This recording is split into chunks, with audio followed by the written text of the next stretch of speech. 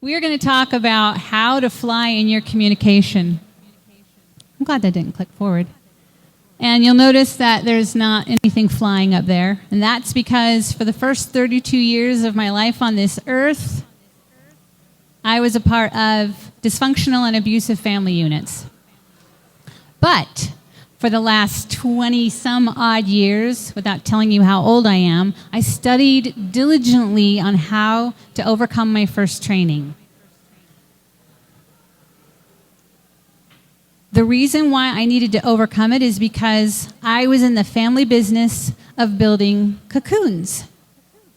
Not flying, just building a cocoon and living in it.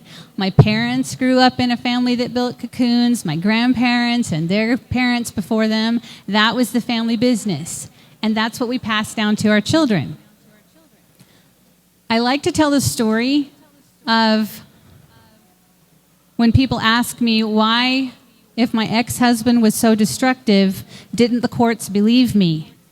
And I tell them it's because he could tell a lie better than I could tell the truth. How is that possible? Well, I'll break it down for you. One of the books that I read in my studies was written by Dr. Richard Himmer. Listen and Lead, I think is the name of it. And in it, he says that most experts agree that we communicate using 3 primary methods. The first,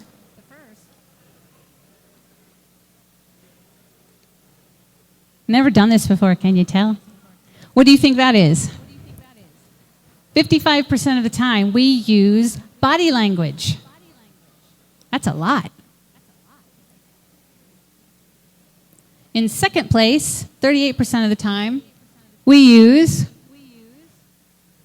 hello, hello, hello, intonation.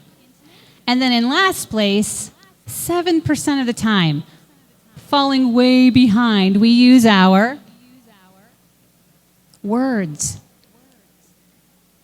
7% of the time. The form of communication that could give us the most meaning, the most understanding, we only use 7% of the time.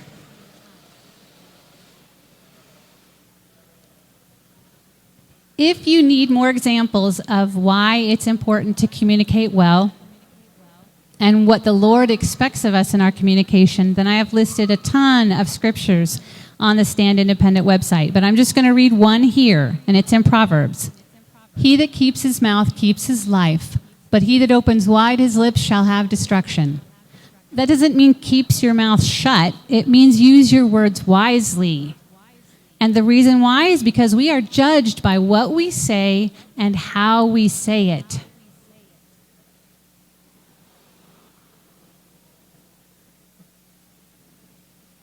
Sorry, I'm still trying to figure out how to get this to move forward.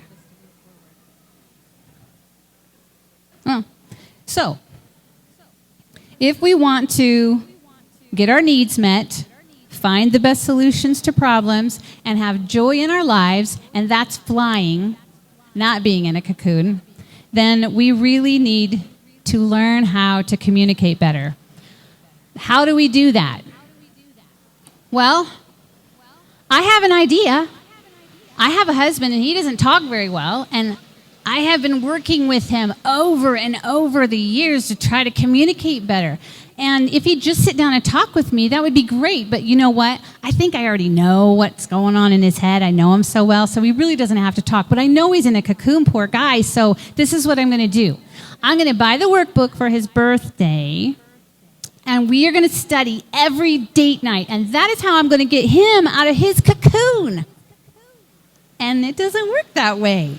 That example of a wife who is more aware of her husband than she is of even being in a cocoon herself, that's the whole beam mote thing that we read about in Luke. And it doesn't work well.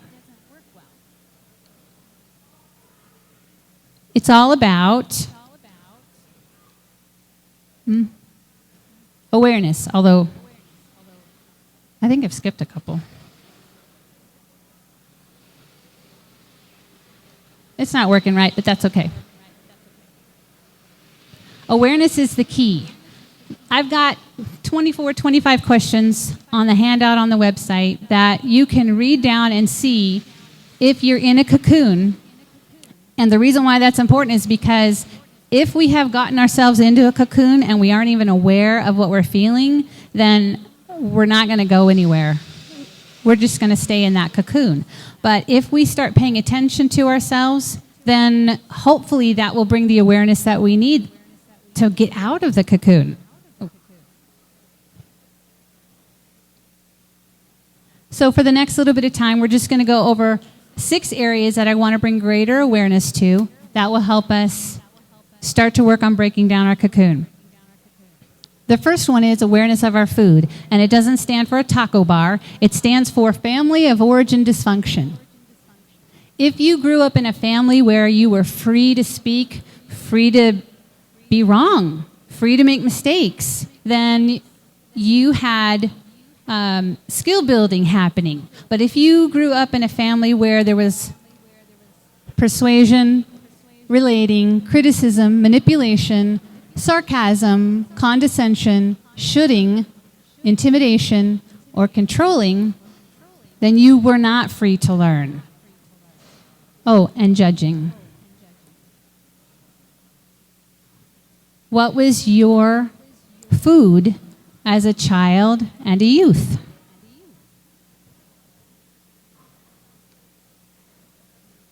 Number 2 is awareness of our emotions. I don't know that it's important always to be aware of where the emotions are coming from necessarily, but it is important to know if we have strong emotions that are bringing us pain, because then we can track back and figure out if we've got dysfunctional habits that we need to start working on. So, number 2, awareness of our emotional pain. Can I ask you guys, how do you turn the tablet back on? Because it went off.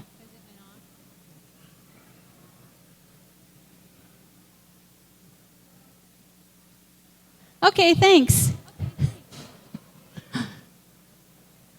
Number 3 is awareness of our triggers. Triggers are situations or thought patterns that set off a particular response. If we are not aware that we're triggered, we relinquish control to our emotions, we react, and often make poor choices. To make better choices, we have to be aware that we are triggered and not at our best. It is not time to teach. It is not time to judge correctly. It is not time to discipline.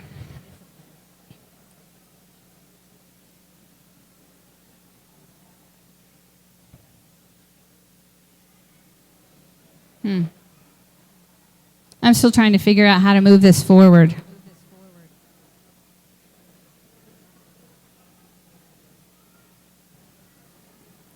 Sorry, guys.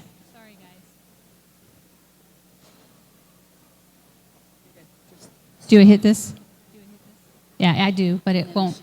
It's not working. That's okay. I'm on this one here. It just went to it, though. I mean, I have to use this one. That's okay. All right, number 4 is... Oh, let me go back. Start paying attention to your bad choices and figure out what your triggers are. Number 4 is awareness of our F-word patterns. Does that sound bad? Because it is. When we get triggered and there's no intervention to help us calm down, stress hormones flood our body and then we flip out, which is another F word, and we move to fight, flight, freeze, or faint. It's not going to go up there, but that's okay. Some liken flipping out to a gas pedal in our car. When our body needs a burst of energy in an emergency, then it provides us with the gas. Freeze or faint don't require energy, but they are still stress responses. So regardless of our reaction, cortisol and adrenaline flood our body, our heart rate increases, blood goes to our legs and our arms so that we can put up our dukes or we can run. The problem is that when that happens, other non-essential body functions will just have to wait until the emergency is over to work well. And one of those non-essential body functions is thinking. And you might tell yourself, well, wait a minute, when I need my brain to work well, if I have to go and confront my neighbor or deal with a bully or handle a child who just screamed in my ear, my brain doesn't work so well, and that's exactly what I'm telling you. It works something like this. These are our perceptions and stories. The first thing is that something happens to us. We see or we hear or we experience. Let's just say that my boss just walked by me and didn't acknowledge me. Number two, we choose, although it may not seem that way or feel that way, what to think of it and how to explain it. And that is our story. Oh my goodness, my boss just ignored me. He doesn't think very much of me, does he?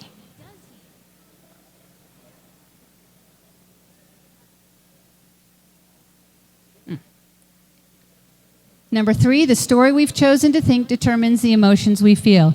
Oh my gosh, oh my gosh, oh my gosh, oh my gosh, I'm going to get fired. And he's so mean that I'm never going to get another job in this town. And I'm going to have to sell my house and move in with my parents. And nobody's ever going to love me.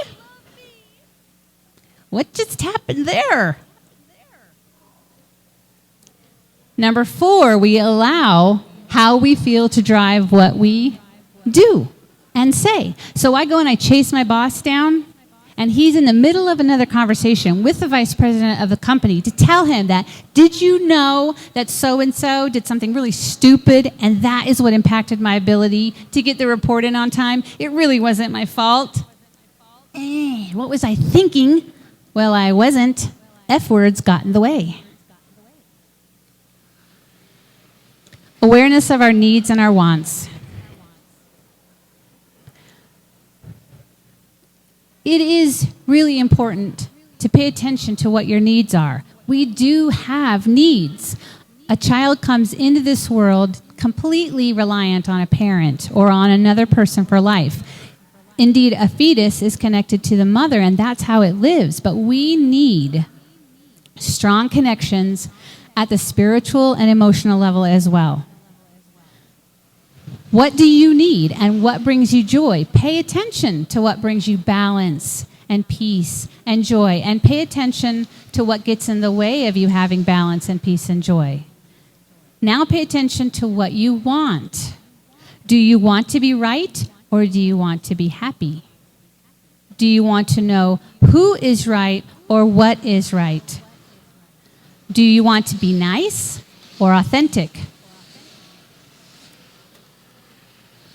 Awareness is a crucial first step in learning how to fly. That has to happen before any skill building. So all we talked about today was awareness. Start paying attention to yourself, being aware of yourself. If you have unmet needs, then it might go back to a conversation that either you're having badly or you're not holding at all. So learn how to have a good conversation. Learn how to listen. Learn how to repent when you make mistakes, and then practice, and then mess up, and then repent. Because the more you practice, the better you'll get. And hopefully your mess-ups will be a little less messy. Good luck on your journey to flying in your communication.